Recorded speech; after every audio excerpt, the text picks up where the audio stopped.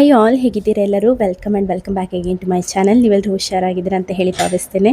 ತುಂಬ ದಿನಗಳ ನಂತರ ನಾನು ಒಂದು ವ್ಲಾಗನ್ನು ಅಪ್ಲೋಡ್ ಮಾಡ್ತಾ ಇರುವಂಥದ್ದು. ಏನಿಲ್ಲ, ಸ್ವಲ್ಪ ಹಾಗೆಯೇ ಗ್ಯಾಪನ್ನು ತಗೊಂಡಿದ್ದೆ. ಆನಂತರ ಪರ್ಪಸ್ಫುಲಿ ಗ್ಯಾಪ್ ತಗೊಳ್ಬೇಕಾಯಿತು. ಲಾಸ್ಟ್ ವೀಕಿಂದ ಮಕ್ಕಳಿಗಿಬ್ಬರಿಗೆ ಕೂಡ, ಚಿಕ್ಕವನಿಗೆ ಸ್ಟಾರ್ಟ್ ಆದಂಥದ್ದು ಫಸ್ಟಿಗೆ ವೈರಲ್ ಫೀವರ್, ಅದಾದ ನಂತರ ಡೇಲನಿಗೆ, ಹಾಗೆ ನನಗೆ ಕೂಡ ಒಂದು ಕಣ್ಣು ನೋವಾಗಿದ್ದೆ. ಅಂದರೆ ಕಣ್ಣಿದ್ದೊಂದು ಇನ್ಫೆಕ್ಷನ್ ರೀತಿಯಲ್ಲಿ ಆಗಿ ನನಗೆ ಕೂಡ ಸ್ವಲ್ಪ ಹುಷಾರಿಲ್ಲ. ಹಾಗಾಗಿ ನಾನು ತುಂಬ ಜನ ಕೇಳ್ತಾ ಇದ್ದೀರಾ ಕಾಮೆಂಟಲ್ಲಿ, ಯಾಕೆ ಹಾಕ್ತಾ ಇಲ್ಲ ವಿಡಿಯೋ ಹಾಕಿ ಅಂತ ಹೇಳಿ, ಏನಾದರೂ ಚಿಕ್ಕ ಬ್ಲಾಗ್ ಆದರೂ ಹಾಕಿ ಅಂತ ಹೇಳಿ. ಹಾಕಬೇಕಂತ ಮನಸ್ಸಿತ್ತು. ಇದು ತುಂಬ ದಿನ ಹಿಂದೆ ಶೂಟ್ ಮಾಡಿ ಇಟ್ಟದಾಯಿತಾ, ಆದರೆ ಎಡಿಟ್ ಮಾಡಿ ಹಾಕುವಷ್ಟು ಟೈಮ್ ಕೂಡ ಇರಲಿಲ್ಲ, ಹಾಗೆ ಮನಸ್ಸು ಕೂಡ ಬರ್ತಾ ಇರಲಿಲ್ಲ. ಹೀಗೆ ಇವತ್ತು ಹಾಕಲೇಬೇಕಿತ್ತು, ಹಾಗಾಗಿ ನಾನು ವಿಡಿಯೋನ ಹಾಕ್ತಾ ಇದ್ದೇನೆ.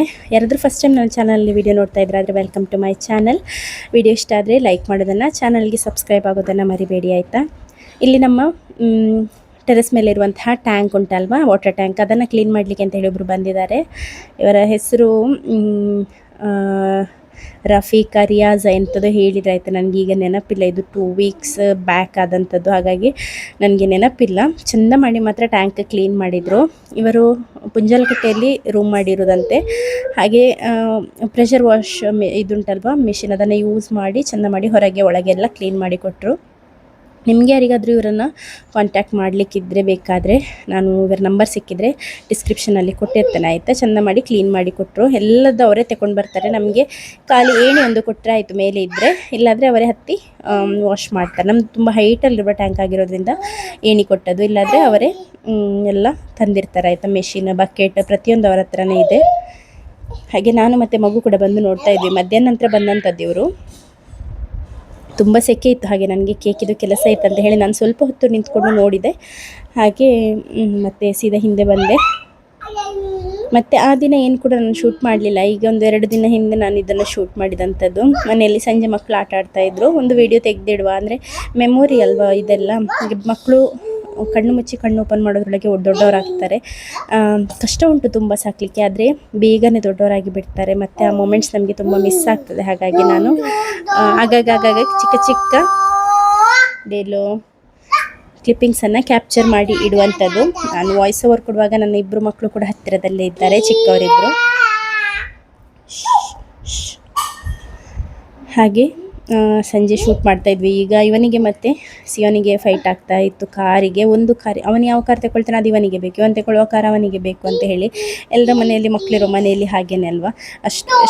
ಎಷ್ಟೊತ್ತಿನ ಅದು ಕೆಳಗೆ ಬಿದ್ದಿದ್ರು, ಒದ್ದಾಡ್ತಾ ಇದ್ರು, ಅದರದ್ದು ಕೇರ್ ಇರೋದಿಲ್ಲ. ಬಟ್ ಒಬ್ಬರು ಕೈಗೆ ತಗೊಂಡ ಕೂಡಲೇ ಇನ್ನೊಬ್ಬರಿಗೆ ಬೇಕೇ. ಇಲ್ಲಿ ನಾನು ಅಗಾರೋದ ಎಲೈಟ್ ಮಿನಿ ಎಲೆಕ್ಟ್ರಿಕ್ ಚಾಪರನ್ನು ನಿಮಗೆ ಇಂಟ್ರೊಡ್ಯೂಸ್ ಮಾಡ್ತಾ ಇದ್ದೇನೆ. ಒಂದು ಚಿಕ್ಕ ಕಾಂಪ್ಯಾಕ್ಟ್ ಆಗಿರುವಂತಹ ಒಂದು ಪ್ರಾಡಕ್ಟ್ ಇದು. ನಮಗೆ ಈ ವೆಜಿಟೇಬಲ್ಸ್ ಆಗಿರ್ಬೋದು, ಅಥವಾ ಈ ಅಡುಗೆಗೆ ಏನಾದರೂ ನಮಗೆ ಪ್ರಿಪ್ರೇಷನ್ಸ್ ಮಾಡಲಿಕ್ಕಿದ್ರೆ, ಟೊಮ್ಯಾಟೊ, ಗ್ರೀನ್ ಚಿಲ್ಲಿ ಅಂಥದ್ದೆಲ್ಲ ಬೇಗ ಚಾಪ್ ಮಾಡಲಿಕ್ಕೆ ನಮಗೆ ಕಷ್ಟ ಆಗ್ತದಲ್ವ. ಹಾಗೆ ಇದನ್ನು 1 ಕ್ಲಿಕ್ಕಲ್ಲಿ ನೀವು ಯೂಸ್ ಮಾಡ್ಬೋದು. ಈ ಬಾಕ್ಸಲ್ಲಿ ನಮಗೆ ಒಂದು ಯೂಸರ್ ಮ್ಯಾನ್ಯಲ್, ಒಂದು USB ಕೇಬಲ್ ಚಾರ್ಜ್ ಮಾಡಲಿಕ್ಕೆ, ಮತ್ತು ಈ ರೀತಿಯ ಒಂದು ಮೇನ್ ಮೆಷಿನ್ ನಮಗೆ ಸಿಗ್ತದೆ ಆಯಿತು. ಇದರದ್ದೊಂದು 3 ಪಾರ್ಟ್ಸ್ ನೋಡಿ, ಈ ರೀತಿಯಲ್ಲಿದೆ. ಒಂದು ಬ್ಲೇಡ್ ಇದೆ, ಇನ್ನೊಂದು 250 ml ಕೆಪಾಸಿಟಿ ಇರುವಂತಹ VPF free food grade material ಇರುವಂತಹ ಒಂದು ಪ್ಲಾಸ್ಟಿಕ್ ಬಾಕ್ಸ್. ಅದಾದ ನಂತರ ಒಂದು ಸ್ಪ್ಲಾಶ್ ಗಾರ್ಡ್, ಮತ್ತು ಮೇಯ್ನ್ ಆ ಒಂದು ಮೆಷಿನ್ ಏನಿದೆ ಅದರ ಬಾಡಿ, ಅದು ಸಿಗ್ತದೆ ಆಯಿತಾ. ಇದು ಯೂಸ್ ಮಾಡೋದು ಕೂಡ ತುಂಬಾ ಸುಲಭ ನೋಡಿ. ಈ ರೀತಿಯಲ್ಲಿ ಸ್ಟೇನ್ಲೆಸ್ ಸ್ಟೀಲ್ ಬ್ಲೇಡ್ ಆಗಿರೋದ್ರಿಂದ ನಿಮಗೆ ಈಸಿಯಾಗಿ ಬೇಗನೆ ಚಾಪ್ ಆಗ್ತದೆ. ಹಾಗೂ ಈ ಒಂದು ಲಿಡ್ಡನ್ನು ಹಾಕದೆ ನಿಮಗೆ ಆ ಮೆಷಿನ್ ಸ್ಟಾರ್ಟ್ ಕೂಡ ಆಗೋದಿಲ್ಲ. ಹಾಗಾಗಿ ನಿಮಗೆ ನಿಮ್ಮ ಕೈಗೆ ತಾಗ್ತದೆ ಅಂತ ಹೇಳಿ ಹೆದರಿಕೆ ಕೂಡ ಬೇಡ. ಜಸ್ಟ್ ಈ ಸ್ಪ್ಲಾಶ್ ಗಾರ್ಡ್ ಮೇಲಿದೇನಿದೆ ನೋಡಿ, ಇದನ್ನು ಹಾಕಿದ್ರೇ ಮೆಷಿನ್ ಸ್ಟಾರ್ಟ್ ಆಗುವಂಥದ್ದು ಕೂಡ. ಹಾಗಾಗಿ ಇದನ್ನು ಹಾಕಿ ಈ ಒಂದು ಮೇಲಿನ ಮೆಷಿನನ್ನು ಇಟ್ಟ ನಂತರ ಜಸ್ಟ್ ನಿಮಗೆ ಮೇಲಿದ್ದು ಬಟನನ್ನು ಪ್ರೆಸ್ ಮಾಡಿ ಕೊಟ್ಟರೆ ಆಯಿತಾ. ಪ್ರೆಸ್ ಮಾಡುವಾಗ ಅದು ಬೇಗನೆ ಚಾಪ್ ಆಗ್ತದೆ. ನನಗೆ ಫಸ್ಟ್ ಟೈಮ್ ಯೂಸ್ ಮಾಡಿದಾಗ ತುಂಬ ಖುಷಿ ಆಯಿತು. ನನಗೆ ಆಮ್ಲೆಟ್ ಮಾಡಲಿಕ್ಕಿತ್ತು, ಹಾಗಾಗಿ ನಾನು ಇದನ್ನು ಚಿಕ್ಕದಾಗಿ ಈರುಳ್ಳಿಯನ್ನು ಚಾಪ್ ಮಾಡಲಿಕ್ಕೆ ಅಂತ ಹಾಕಿದ್ದು. ಒಂದು ಈರುಳ್ಳಿಯನ್ನು 4-5 ಪೀಸ್ ಕಟ್ ಮಾಡಿ ಹಾಕಿದರೆ ಆಯಿತು, ಬೇಗನೆ ಚಾಪ್ ಆಗಿ ಸಿಗ್ತದೆ ಆಯಿತಾ. ಒಂದು 15 ಸೆಕೆಂಡ್ಸ್ ತನಕ ನೀವು ಇದನ್ನು ಒತ್ತಿ ಹಿಡಿಬೇಕು, ಮತ್ತು ಸ್ವಲ್ಪ ಹೊತ್ತು ರಿಲೀಸ್ ಮಾಡಿ ಬಿಟ್ಟರೆ ಪುನಃ ಯೂಸ್ ಮಾಡ್ಬೋದು. ಈ ರೀತಿಯಲ್ಲಿ ಚಿಕ್ಕದಾಗಿ ಮಿನ್ಸ್ ಮಾಡ್ಕೊಂಡಿದ್ದೇನೆ ನಾನು. ನಿಮಗೆ ಯಾವ ಸೈಜಿಗೆ ಬೇಕೋ ಆ ಸೈಜಿಗೆ ಮಾಡ್ಕೊಳ್ಬೋದು ಆಯಿತಾ. 30 ವಾಟ್ ಪವರ್ ಇರುವಂತಹ ಒಂದು ಪವರ್ಫುಲ್ ಮೋಟರ್ ಇದೆ. ಹಾಗೆ ಇದನ್ನು ನಿಮಗೆ 4 ಅವರ್ಸ್ ಚಾರ್ಜ್ ಮಾಡಿದರೆ 30 ಮಿನಿಟ್ಸ್ ನಿಮಗೆ ಕಂಟಿನ್ಯೂಸ್ ಆಗಿ ಯೂಸ್ ಮಾಡ್ಬೋದು. ತುಂಬ ಯೂಸ್ಫುಲ್ ಇರುವಂತಹ ಪ್ರಾಡಕ್ಟ್, ಎಸ್ಪೆಷಲಿ ನಮ್ಮಂಥ ತಾಯಂದಿರಿಗೆ, ಚಿಕ್ಕ ಮಕ್ಕಳೆಲ್ಲ ಇರುವವರಿಗೆ ತುಂಬಾ ಯೂಸ್ಫುಲ್ ಆಯಿತಾ. ಮತ್ತು ಆಗಾಗ ಚಾಪಿಂಗ್ ಎಲ್ಲ ಮಾಡ್ತಾ ಇದ್ದೀರಾ, ಮತ್ತು ಅಂದರೆ ನಿಮ್ಗೆ ಎಲ್ಲಿಗಾದರೂ ಹೋಗಲಿಕ್ಕಿದೆ ಅಥವಾ ನೀವು ಟ್ರಾವೆಲಿಂಗ್ ಏನಾದರೂ ಮಾಡ್ತಾ ಇದ್ದೀರಾ ಆದರೆ ನಿಮಗೊಂದು ಬ್ರೆಡ್ ಆಮ್ಲೆಟ್ ಅಂಥದ್ದೇನಾದರೂ ಮಾಡಲಿಕ್ಕಿದ್ರೆ ಇಂಥದ್ದನ್ನು ಕ್ಯಾರಿ ಮಾಡಿದರೆ ನಿಮಗೆ ಚಾಪಿಂಗ್ ಬೋರ್ಡ್, ನೈಫ್ ಇಂಥದ್ದೆಲ್ಲ ಕ್ಯಾರಿ ಮಾಡಬೇಕಂತಲೇ ಇಲ್ಲ.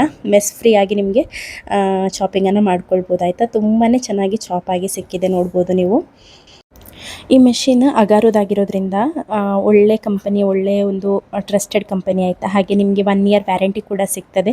ಹಾಗಾಗಿ ಯಾರಿಗಾದರೂ ನೀವೇನಾದರೂ ಪರ್ಚೇಸ್ ಮಾಡಬೇಕು ಅಂತ ಪ್ಲ್ಯಾನ್ ಮಾಡ್ತಾ ಇದ್ದೀರಾ ಆದರೆ ಇದು ಒಂದು ಒಳ್ಳೆ ಆಪ್ಷನ್ ಆಯಿತಾ. ನಾನಿಲ್ಲಿ ಸ್ವಲ್ಪ ಆಯಿಲನ್ನು ಸ್ಪ್ರೇ ಮಾಡಿಕೊಂಡು ಆಮ್ಲೆಟನ್ನು ಮಾಡ್ಕೊಳ್ತಾ ಇದ್ದೇನೆ. ಚೆಂದ ಮಾಡಿ ಬಿಟ್ ಮಾಡಿರೋದ್ರಿಂದ ಇದು ಒಳ್ಳೆ ಪಫ್ ಆಗಿ ಬರ್ತದೆ. ಹಾಗಾಗಿ ಇವತ್ತು ನನಗೆ ಬ್ರೇಕ್ಫಾಸ್ಟಿಗೆ ಬ್ರೆಡ್ ಆಮ್ಲೆಟ್ ಆಯಿತಾ. ಹಾಗಾಗಿ ಇಲ್ಲಿ ಆಮ್ಲೆಟನ್ನು ಮಾಡ್ಕೊಳ್ತಾ ಇದ್ದೇನೆ. ಸಿಂಪಲ್ ಆಮ್ಲೆಟ್ ಅಷ್ಟೇ, ಬೇರೆ ಏನು ಕೂಡ ನಾನು ಹಾಕಲಿಲ್ಲ ಉಪ್ಪನ್ನು ಬಿಟ್ಟು. ಇದರ ಮೇನ್ ಮೆಷಿನ್ ಏನಿದೆ ನೋಡಿ, ಇದನ್ನು ವಾಶ್ ಮಾಡಲಿಕ್ಕಿಲ್ಲ. ಇದನ್ನು ಜಸ್ಟ್ ನೀವು ಯೂಸ್ ಮಾಡಿದಾಗ ಏನಾದರೂ ಗಲೀಜಾಗಿದೆ ಆದರೆ ಜಸ್ಟು ಹೀಗೆ ವೈಪ್ ಮಾಡಿ ಇಟ್ಕೊಳ್ಬೇಕು. ಮತ್ತು ಉಳಿದ ಪಾರ್ಟ್ಸನ್ನು ನೀವು ವಾಶ್ ಮಾಡ್ಬೋದು ರನ್ನಿಂಗ್ ವಾಟರಲ್ಲಿ. ನೋಡಿ, ಹೀಗೆ ಸ್ಪ್ಲಾಶ್ ಗಾರ್ಡನ್ನು ವಾಶ್ ಮಾಡಿದೆ. ಆನಂತರ ನಾನಿವಾಗ ಬ್ಲೇಡ್ಸನ್ನು ವಾಶ್ ಮಾಡ್ತಾ ಇದ್ದೀನಿ. ಹಾಗೆ ಈ ಕಂಟೈನರ್ ನೋಡಲಿಕ್ಕೆ ಎಷ್ಟು ಚಿಕ್ಕದು ಕಾಣಿಸುತ್ತೆ, ಇದರಲ್ಲಿ 250 ml ಕೆಪಾಸಿಟಿ ಇದೆ. ಹಾಗಾಗಿ ನಮಗೆ ಇಷ್ಟ ಬಂದ ರೀತಿಯಲ್ಲಿ ವೆಜಿಟೇಬಲ್ಸನ್ನು ನಾವು ಚಾಪ್ ಮಾಡ್ಬೋದಾಯ್ತಾ. ತುಂಬ ಹ್ಯಾಂಡಿಯಾಗಿ ಕೂಡ ಇದೆ. ಇದನ್ನು ಚಾರ್ಜ್ ಮಾಡಲಿಕ್ಕೆ, ನೀವು ಯೂಸ್ ಮಾಡಲಿಕ್ಕೆ ಮುಂಚೆ ಒಂದು 4 ಗಂಟೆ ಚಾರ್ಜ್ ಮಾಡ್ಕೊಳ್ಳಿ ಆಯಿತಾ. ಅದರ ಜೊತೆಗೆ ಕೊಟ್ಟಿರುವಂಥ USB ಕೇಬಲ್ ಏನಿರ್ತದೆ ಅದನ್ನು ನಮ್ಮ ಮೊಬೈಲ್ ಚಾರ್ಜರೆಲ್ಲ ಇರ್ತದಲ್ಲ ಅಂತ ಅಡಾಪ್ಟರಿಗೆ ಸಿಕ್ಕಿಸಿದ ನಂತರ ಅದಕ್ಕೆ ಕನೆಕ್ಟ್ ಮಾಡಿದರೆ ಆಯಿತು, ಅದು ಚಾರ್ಜ್ ಆಗ್ತದೆ. ನಿಮಗೆ ಈ ಪ್ರಾಡಕ್ಟ್ ಬೇಕಾದರೆ ನಾನು ಲಿಂಕನ್ನು ಡಿಸ್ಕ್ರಿಪ್ಷನ್ ಬಾಕ್ಸ್ನಲ್ಲಿ ಕೊಟ್ಟಿರ್ತೇನೆ, ಅಲ್ಲಿಂದ ನೀವು ಪರ್ಚೇಸ್ ಮಾಡ್ಬೋದಾಯಿತಾ. ನನಗಂತೂ ವರ್ತ್ ಅಂತ ಹೇಳಿ ಅನ್ನಿಸ್ತು, ತುಂಬ ಚೆನ್ನಾಗಿದೆ. ಇವತ್ತು ಅತ್ತೆಯವರಿಗೆಲ್ಲ ಬೇರೆ ಇತ್ತು ಬ್ರೇಕ್ಫಾಸ್ಟ್. ಹಾಗೆ ನಾನು ಅಷ್ಟು ನಮಗೆ ಹಿಟ್ಟಿರಲಿಲ್ಲ, ಹಾಗಾಗಿ ನಾನು ನನಗೆ ಅಂತ ಹೇಳಿ ಬ್ರೆಡ್ ಆಮ್ಲೆಟ್ ಮಾಡ್ಕೊಳ್ತಾ ಇದ್ದೇನೆ. ಮಕ್ಕಳು ಇವಾಗ ಅಂದರೆ ಹುಷಾರಿಲ್ಲದೆ ಇರೋದ್ರಿಂದ ಈಗ ಸದ್ಯಕ್ಕೆ ಡೇಲನ್ ಬನಾನದಲ್ಲಿಯೇ ದಿನ ಕಳೀತಾ ಇದ್ದಾನೆ ಆಯಿತಾ. ತುಂಬ ಮಂದಿ ಹೇಳ್ತಾ ಇದ್ರ, ಅಂದರೆ ಕೆಲವರು ಕಾಮೆಂಟಲ್ಲಿ ಹೇಳ್ತಾ ಇದ್ರು, ಡೇಲನನ್ನು ತುಂಬ ದಿನದಿಂದ ನೋಡಲಿಲ್ಲ ಅಂತ ಹೇಳಿ. ಡೇಲನಿಗೆ ಹುಷಾರಿಲ್ಲ ಆಯಿತಾ. ನನಗೆ ಕೂಡ, ನಾನು ನನ್ನ ಬೇಬಿ ಚಿಕ್ಕದು, ನಾವು ಮನೆಯಲ್ಲಿಯೇ ಇರುವವರು, ನಾವು ಎಲ್ಲಿಗೆ ಸಹ ಹೋಗೋದಿಲ್ಲ. ಆದರೆ ಕೂಡ ಬೇಬಿಗೆ ಫಸ್ಟ್ ಸ್ಟಾರ್ಟ್ ಆದಂಥದ್ದು ವೈರಲ್ ಫೀವರ್.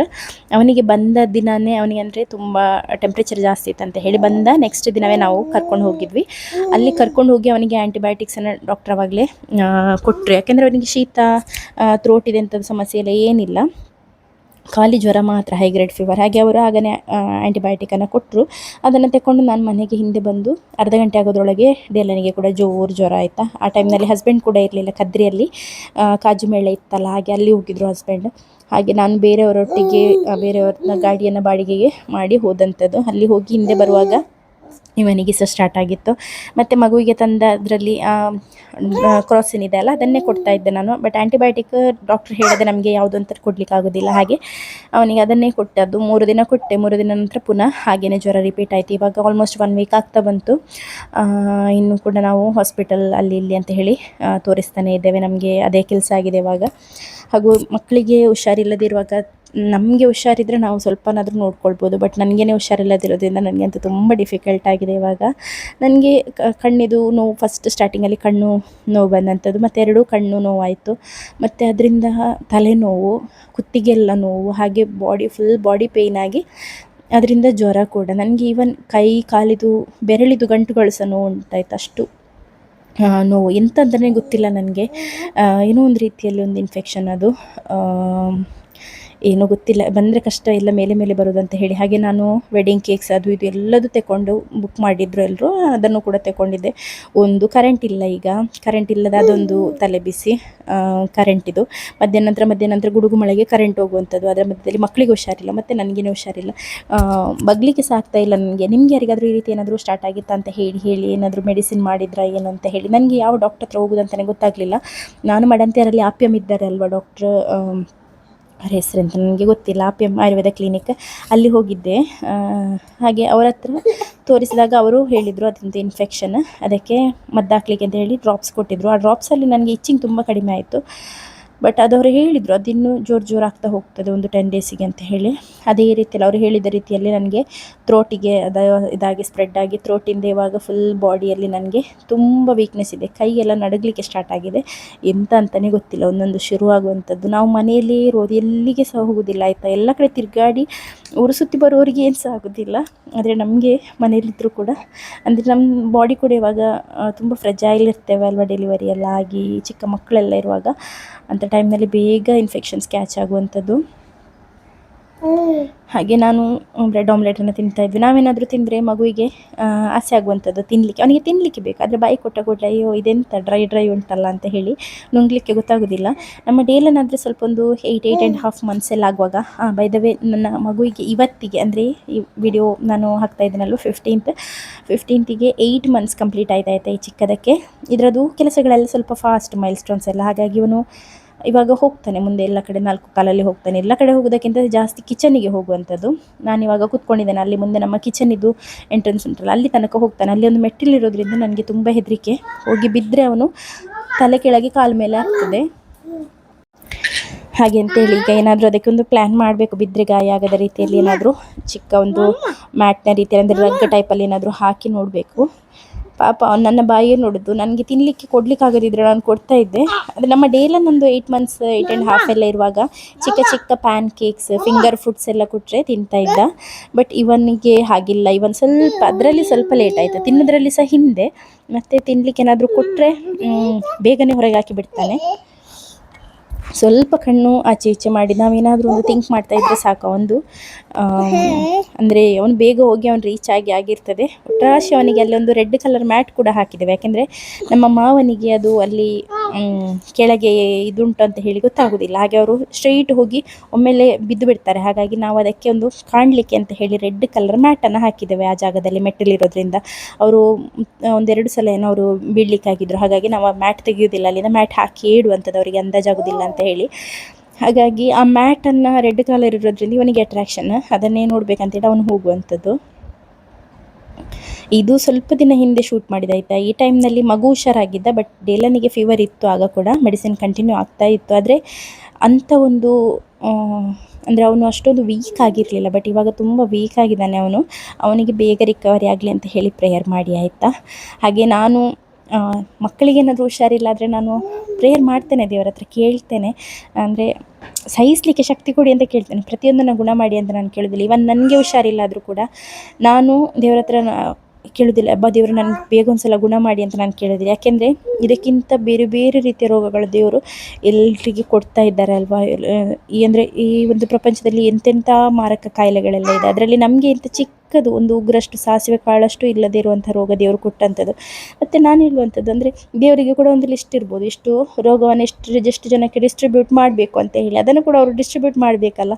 ಎಲ್ಲರೂ ನಮಗೆ ಒಳ್ಳೆ ಆರೋಗ್ಯನೇ ಕೊಡಿ, ಚೆನ್ನಾಗಿರಬೇಕು ನಾವು ಅಂತ ಹೇಳಿದರೆ ಮತ್ತು ರೋಗ ಕಷ್ಟ ಎಲ್ಲ ಯಾರಿಗೆ ಕೊಡೋದಲ್ಲ. ಹಾಗಾಗಿ ನಮಗೆ ಸಹಿಸಲಿಕ್ಕೆ ಆಗುವಂಥದ್ದು ಬಂದಿದೆ ಆದರೆ ನಾನು ಪ್ರೇಯರ್ ಮಾಡಲಿಕ್ಕೆ ಹೋಗೋದಿಲ್ಲ ನನ್ನ ಹೆಲ್ತಿಗೋಸ್ಕರ. ನಾನು ಎಲ್ಲರನ್ನೂ ಚೆನ್ನಾಗಿಡಿ ಅಂತ ಬೇಡ್ತೇನೆ ಬಿಟ್ಟರೆ ನನ್ನನ್ನು ಚೆನ್ನಾಗಿಡಿ, ನನಗೆ ನನ್ನ ರೋಗ ಗುಣ ಮಾಡಿ ಅಂತ ನಾನು ತುಂಬ ರೇರ್ಲಿ ಕೇಳುವಂಥದ್ದು. ನನಗೆ ಅಂಥ ತೀರ ಕೊಡ್ತಾ ಇಲ್ಲ ಆದರೆ ಮಾತ್ರ ನಾನು ಹೇಳುವಂಥದ್ದು ಅಷ್ಟೇ.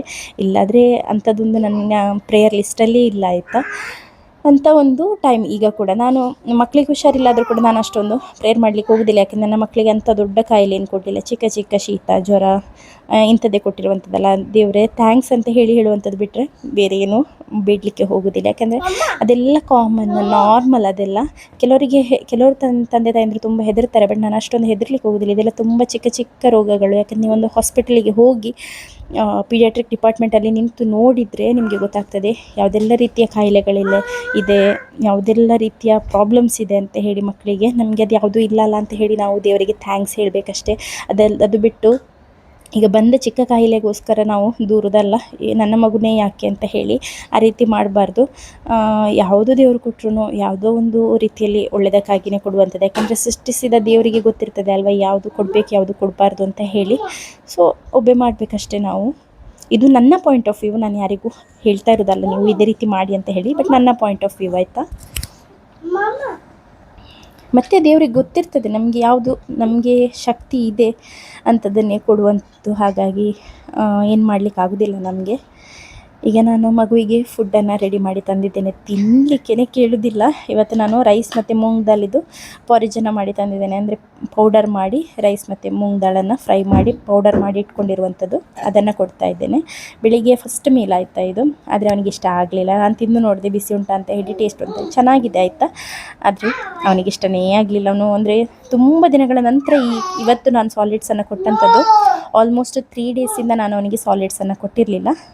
ಖಾಲಿ ಬ್ರೆಸ್ಟ್ ಫೀಡಿಂಗ್ಗೆ ಕೊಡ್ತಾಯಿದ್ದೆ. ಯಾಕೆಂದರೆ ಡೈಜೆಷನಿಗೆ ಲೂಸ್ ಮೋಷನ್ ಕೂಡ ಇತ್ತು ಆ್ಯಂಟಿಬಯೋಟಿಕ್ಸಿಂದ. ಆ್ಯಂಟಿಬಯೋಟಿಕ್ ಅಂತ ಹೇಳಿದರೆ ಬೇರೆ ಏನೂ ಅಲ್ಲ, ನಮ್ಮ ಗಟ್ಟಲ್ಲಿರುವಂಥ ಬ್ಯಾಕ್ಟೀರಿಯಾಸ್, ಗುಡ್ ಬ್ಯಾಕ್ಟೀರಿಯಾ, ಬ್ಯಾಡ್ ಬ್ಯಾಕ್ಟೀರಿಯಾ ಎಲ್ಲದೂ ಕೂಡ ಇರೇಸ್ ಔಟಾಗಿ ವಾಶ್ ಔಟಾಗಿ ಹೋಗುವಂಥದ್ದು. ಆನಂತರ ಪುನಃ ಹೊಸ ನಮ್ಮ ಗಟ್ಟು ಹೆಲ್ತ್ ಇಂಪ್ರೂವ್ ಆಗಿ ಹೊಸ ಬ್ಯಾಕ್ಟೀರಿಯಾಸ್ ಹುಟ್ಟಿ ಬರುವಂಥದ್ದು ಆಯಿತಾ. ಅದಕ್ಕೋಸ್ಕರನೇ ನಾವು ಆ್ಯಂಟಿಬಯೋಟಿಕ್ ತಗೊಂಡ ಕೂಡಲೇ ಪ್ರೋಬಯೋಟಿಕ್ ಫುಡ್ಡನ್ನು ಜಾಸ್ತಿ ತಿನ್ನಬೇಕು. ಫಾರ್ ಎಕ್ಸಾಂಪಲ್ ಕರ್ಡ್ ಎಲ್ಲ ಜಾಸ್ತಿ ಕೊಡಬೇಕು. ಅದೆಲ್ಲ ಕರ್ಡ್, ಬನಾನಾ ಇಂಥದ್ದೆಲ್ಲ ಕೊಡಬೇಕು ಮಕ್ಕಳಿಗೆ. ಪ್ರೋಬಯೋಟಿಕ್ಸ್ ಜಾಸ್ತಿ ಇರುವಂಥದ್ದು ಕೊಡಬೇಕು. ಮತ್ತು ಈ ಡ್ಯಾರೋಲಾಕ್ ಎಲ್ಲ ಬರ್ತದೆ ಅಲ್ವಾ, ಈ ಎಂಟೆರೋಜರ್ಮಿನಾ ಅಂತೆಲ್ಲ ಹೇಳ್ತಾರಲ್ವ, ಗುಡ್ ಬ್ಯಾಕ್ಟೀರಿಯಾದು ಟ್ಯೂಬ್ಗಳು, ಅದನ್ನೆಲ್ಲ ಕೊಡಬೇಕು. ಕಾಸ್ಟ್ಲಿ, ಬಟ್ ಅದೆಲ್ಲ ಕೊಟ್ಟರೆ ಮಕ್ಕಳ ಗಟ್ಟಿ ಹೆಲ್ತ್ ಇಂಪ್ರೂವ್ ಆಗ್ತದೆ. ಇನ್ನು ಬೇರೆ ರೋಗ ಬಂದರೆ ಅವರಿಗೆ ಸಹಿಸಲಿಕ್ಕೆ ಶಕ್ತಿ ಸಿಗ್ತದೆ. ಸೊ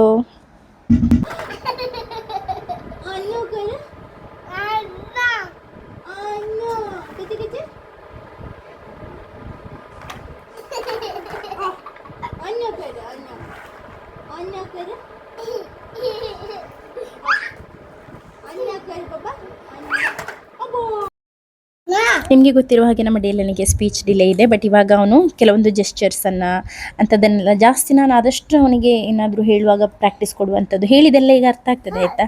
ಬೇಕಾದದ್ದು ಅರ್ಥ ಆಗೋದಿಲ್ಲ, ಬೇಡದೆಲ್ಲದು ಬೇಗ ಅರ್ಥ ಆಗ್ತದೆ. ಮಕ್ಕಳು ಬೇಕಾದ್ದನ್ನು ಮಾತ್ರ ಅಲ್ವ ಎಕ್ಸೆಪ್ಟ್ ಮಾಡ್ಕೊಳ್ಳುವಂಥದ್ದು. ಹಾಗೆ ಏನಾದರೂ ಈಗ ಅದು ತಗೊಂಡು ಬಾ ಇದು ತಗೊಂಡು ಬಾ ಅಂತೆಲ್ಲ ಹೇಳಿದರೆ ಅದೆಲ್ಲ ಅರ್ಥ ಆಗ್ತದೆ, ಅದೆಲ್ಲ ಮಾಡ್ತಾನೆ. ಹಾಗೆ ಒಂದೊಂದೇ ಡೆವಲಪ್ಮೆಂಟ್ಸ್ ಆಗ್ತಾಯಿದೆ ಆಯಿತಾ. ಮಾತಾಡಲಿಕ್ಕೆ ಕೆಲವೊಂದು ವರ್ಡ್ಸ್ ಹೇಳುವಂಥದ್ದು, ಹೇಳಿದ್ದನ್ನು ರಿಪೀಟ್ ಮಾಡುವಂಥದ್ದು, ನಾಯಿ ಹೇಗೆ ಬೊಗಳ್ತದೆ, ಕ್ಯಾಟ್ ಹೇಗೆ ಮಾಡ್ತದೆ, ಅದೆಲ್ಲ ಹೇಳಲಿಕ್ಕೆ ಸ್ಟಾರ್ಟ್ ಮಾಡಿದ್ದಾನೆ. ಸೊ ಅದೊಂದು ದೊಡ್ಡ ಮೈಲ್ ಸ್ಟೋನೇ. ಯಾಕೆಂತ ಹೇಳಿದರೆ ಸ್ಪೀಚ್ ಡಿಲೇ ಇರುವ ಮಕ್ಕಳ ಪೇರೆಂಟ್ಸ್ಗೆ ಗೊತ್ತಿರ್ಬೋದು ಎಷ್ಟು ಒಳ್ಳೆಯ ಒಂದು ಡೆವಲಪ್ಮೆಂಟ್ ಅಂತ ಹೇಳಿ. 2 years 5 months ಆಯ್ತಾಯ್ತಾ ಅವನಿಗೆ. 16ಗೆ 2 years 5 months ಆಗ್ತದೆ. ಹಾಗೆ ಅವನು ಒಂದು ಫೈರ್ ಟ್ರಕ್ಕಲ್ಲಿ ಆಟ ಆಡ್ತಾ ಇದ್ದ. ಆದಷ್ಟು ಅವನಿಗೆ ನಾನು ಪ್ರಾಕ್ಟೀಸ್ ಕೊಡಲಿಕ್ಕೆ ನೋಡ್ತೇನೆ ಫ್ರೀ ಇರುವಾಗ ಎಲ್ಲ. ನೋಡಿ, ಇದು ಕೂಡ ಅಭ್ಯಾಸ ಉಂಟಾಯ್ತಾ. ನಾನು ಅವನಿಗೆ ಕೇಳ್ತಾ ಇದ್ದೆ ಇದು ಕಚ್ಚಿದ್ದು ಯಾರು ಅಂತ ಹೇಳಿ. ಸಡನ್ ಅವನಿಗೆ ಗೊತ್ತಾಯಿತು ನೋಡಿ ಅವನದು ತಪ್ಪು ಅಂತ ಹೇಳಿ. ಹಾಗೆ ನನ್ನ ಮುಖಕ್ಕೇ ಹೊಡೆದು ಸೀದಾ ಹೋದ. ಅವನಂದರೆ ಬೇರೆ ಟೈಮಲ್ಲಿ ಆದರೆ ನಾನು ಅವನಿಗೆ ಅದನ್ನು ಹೇಳ್ತಿದ್ದೆ, ಹಾಗೆ ಮಾಡಲಿಕ್ಕಿಲ್ಲ ಅಲ್ಲ ಅಂತ ಹೇಳಿ. ಬಟ್ ಈಗ ಹುಷಾರಿಲ್ಲದಲ್ಲ ಅಂತ ಹೇಳಿ ಸುಮ್ಮನೆ ಬಿಟ್ಟೆ. ಮುಖಕ್ಕೆ ಹೊಡೆದು ಸೀದಾ ಹೋಗಿದ್ದಾನೆ. ನನ್ನ ಕೈಯಲ್ಲಿ ಮಾರ್ಕ್ ಕಾಣೋದು, ಅದು ಕಚ್ಚಿದಾಯ್ತು. ಅವನು ಊಟ ಆದ ನಂತರ ಮುಖ ತೊಳಿಲಿಕ್ಕೆ ಅಂತ ಎತ್ತಿಕೊಂಡು ಹೋಗುವಾಗ ಕಚ್ಚಿರುವಂಥದ್ದು. ಅಂಥದ್ದು ಸುಮಾರು ಇರ್ತದೆ, ನೆಕ್ಕಲ್ಲಿ ಎಲ್ಲ ಕಡೆ ಇರ್ತದೆ. ಏನು ಮಾಡೋದು, ಚಿಕ್ಕ ಮಕ್ಕಳಿರುವಾಗ ಒಂದು 3 years ತನಕ ಅಂಥದ್ದೆಲ್ಲ ಕಾಮನ್, ಎಲ್ಲದನ್ನು ಸಹಿಸ್ಕೊಂಡು ಹೋಗಬೇಕು. ಇವತ್ತಿನ ವಿಡಿಯೋ ಇಷ್ಟೇ ಆಯಿತಾ. ವಿಡಿಯೋ ನಿಮಗೆ ಇಷ್ಟ ಆದರೆ ಲೈಕ್ ಮಾಡೋದನ್ನು, ಶೇರ್ ಮಾಡೋದನ್ನು ಮರಿಬೇಡಿ. ಹಾಗೂ ಸಬ್ಸ್ಕ್ರೈಬ್ ಮಾಡೋದನ್ನು ಕೂಡ ಮರಿಬೇಡಿ. ಹಾಗೆ ಈ ಸಂಡೇ ಮತ್ತು ಮಂಡೇ ಅಂದರೆ 17th ಮತ್ತು 18th ಕದ್ರಿ ಪಾರ್ಕಲ್ಲಿ ಅಗೇನ್ ಕಾಜುದು ಸ್ಟಾಲ್ ಇದೆ ಆಯಿತಾ. ನಮ್ಮ ಸ್ಟಾಲ್ ನಾನು ಕಮ್ಯುನಿಟಿ ಪೋಸ್ಟಲ್ಲಿ ಹಾಕ್ತೇನೆ ಎಷ್ಟು ನಂಬರ್ ಇದ್ದು ಸ್ಟಾಲ್ ಅಂತ ಹೇಳಿ. ಅಲ್ಲಿ ನನ್ನ ನೈಫ್ ಮತ್ತು ಹನಿ ಇಡ್ತೀವ ಇಲ್ಲ ಗೊತ್ತಿಲ್ಲ, ಬಟ್ ನಾನು ಕನ್ಫರ್ಮ್ ಮಾಡ್ತೇನೆ. ನಮ್ಮ knife, oil dispenser, lunch boxes ಮತ್ತು ಇನ್ನೊಂದು ಫ್ರಿಜ್ ಕಂಟೈನರ್ ಅದು ಆನ್ ದ ವೇ ಇದೆ. ಅದು ಬಂದರೆ ಅದನ್ನು ಕೂಡ ನಾವು ಸ್ಟಾಲಲ್ಲಿ ಇಡ್ಲಿಕ್ಕಿರ್ತೇವೆ ಆಯಿತಾ. ಮತ್ತು ನಮ್ಮ ಕ್ಯಾಶ್ಯೂಸ್, ಫ್ಲೇವರ್ಡ್ ಕ್ಯಾಶ್ಯೂಸ್ ಇವತ್ತಷ್ಟು ನಾನು ಪ್ರಿಪೇರ್ ಮಾಡಿದ್ದೆಲ್ಲ ಮಸಾಲಾಸ್ ಈಗ ರೋಸ್ಟ್ ಆಗ್ತಾ ಇದೆ. ಫ್ರೆಶ್ ಬ್ಯಾಚ್ ಬರ್ತಾ ಇದೆ. ಎಲ್ಲರೂ ಕೂಡ ಪರ್ಚೇಸ್ ಮಾಡಲಿಕ್ಕಿರೋರು ಪರ್ಚೇಸ್ ಮಾಡಿ ಆಯಿತಾ. Thank you so much for watching. Bye.